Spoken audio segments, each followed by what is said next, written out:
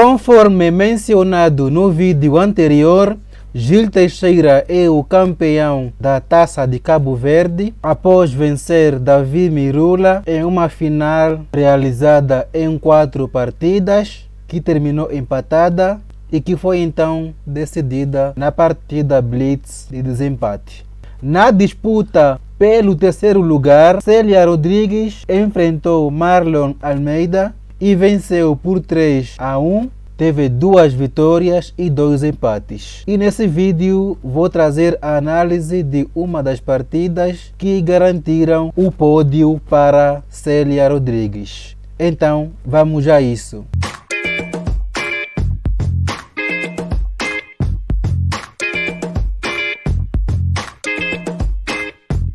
Na partida em análise hoje, Célia Rodrigues está com as brancas e colocou à prova o sistema London.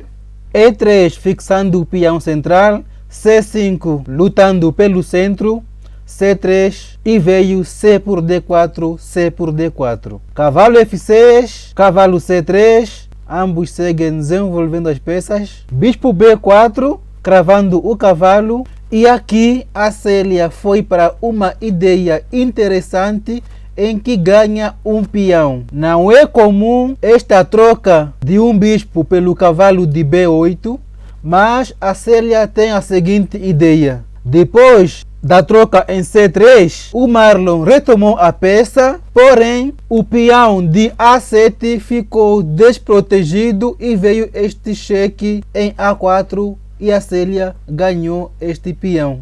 É a primeira vez que eu vejo esta linha, mas achei muito interessante. Além do peão de vantagem, o peão de B está isolado e pode virar alvo. Muito interessante essa ideia. Seguiu o Roque, bispo D3, dama C7. O Marlon ameaça ganhar o peão e depois a torre. Então, dama A3 defende tudo, além de evitar o risco de ficar com dama trancada. Torre A8, atacando a dama, que vai para B2, mantendo a defesa da casa de C3. Torre de FC8, o Marlon reforça o ataque no peão de C3. Então, cavalo E2, desenvolvendo e defendendo o peão. Torre A7, agora o Marlon quer dobrar na coluna A. E finalmente veio o Roque da Célia, seguido da dobradinha do Marlon na coluna A. No momento está tudo defendido, então H3, um lance sempre necessário para dar uma casa ao rei, evitando temas futuros como o mate do corredor. G6, torre de FB1, a Célia também sabe dobrar peças. Rei G7, o Marlon já se previne de futuros cheques na fileira 8. Dama B4, a Célia decide abrir mão do peão de A em troca com o peão de B, caso venha a captura deste peão. Bispo C6, já o Marlon defende o seu peão e mantém o ataque no peão da Célia. E a Célia não defendeu, torre C1 e caiu o peão de A2. E agora a quantidade material está equilibrada. Torre por A2, torre por A2. Mas a Célia tinha outras ideias, começando com a torre na cara da dama. Então C4, já procurando abrir a coluna. Torre A4, que ganha tempo sobre a dama que vai para B3. D por C4, bispo por C4, Célia conseguiu abrir a coluna C. Torre A7, bispo D3, aqui o bispo B5 não funciona porque simplesmente o Marlon faz o dama D7 e mantém tudo defendido. Dama D6, liberando o bispo da cravada. Cavalo C3, torre A3, de novo o Marlon ataca a dama e agora vai para B1. E a torre volta para A7, mantendo o peão defendido com unhas e dentes. Dama C2, dobrando com a torre na coluna C. Cavalo D5, propondo a troca de peças e a Célia recusa, ataca a dama com o cavalo E4. E a dama atacada vai para B8. E agora a Célia ameaça ganhar o bispo, porque se o Marlon não perceber essa ameaça e fizer um lance qualquer, a Célia tem a captura do bispo, e quando captura a dama, cai lá também a sua dama, e com saldo de uma peça inteirinha para a Célia.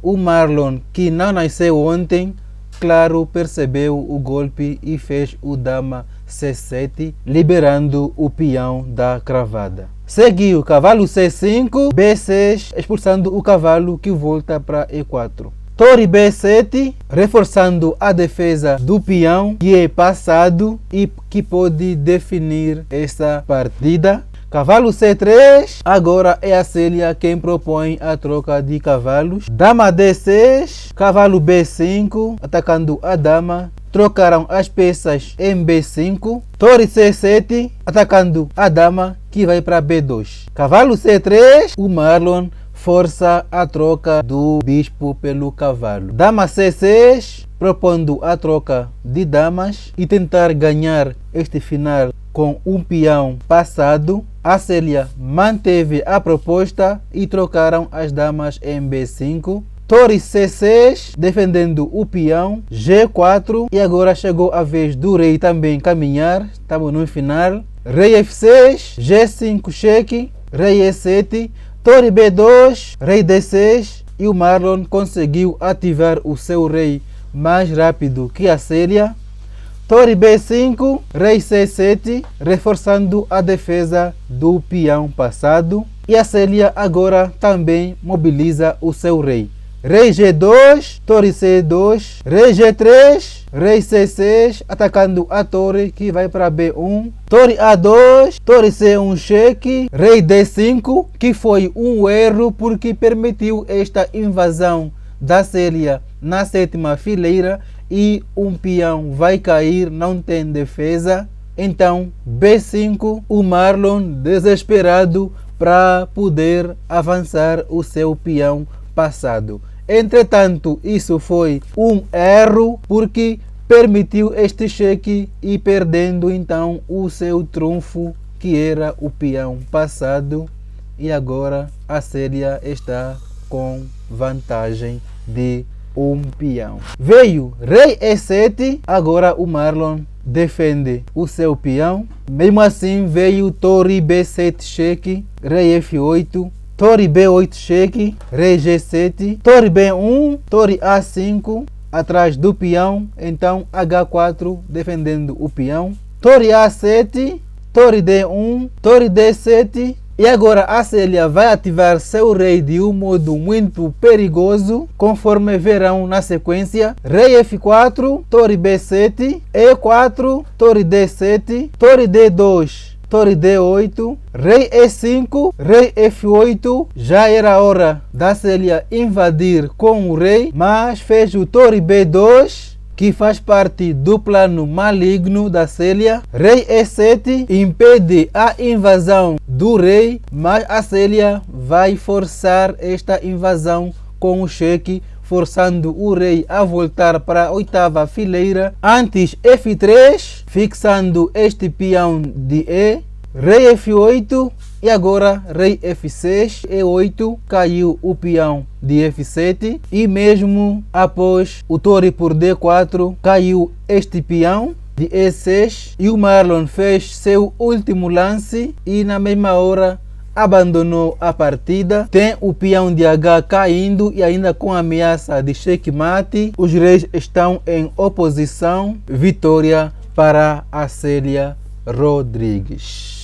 E assim então foi uma parte da história que garantiu o pódio para a única participante do sexo feminino neste grande evento do xadrez cabo-verdiano. Vamos ver a precisão desta partida. 91% para Célia Rodrigues, 86,8% para o Marlon. Com direito a uma gafe, que foi o B5, que permitiu então a perda do seu peão passado, que era o trunfo da partida, que mantinha a partida no mínimo equilibrada. E assim então foi a história desta partida. Parabéns para a Célia Rodrigues e também para o Marlon, que fez bonito neste torneio, chegando então às semifinais do campeonato. Por hoje é tudo e até o próximo vídeo.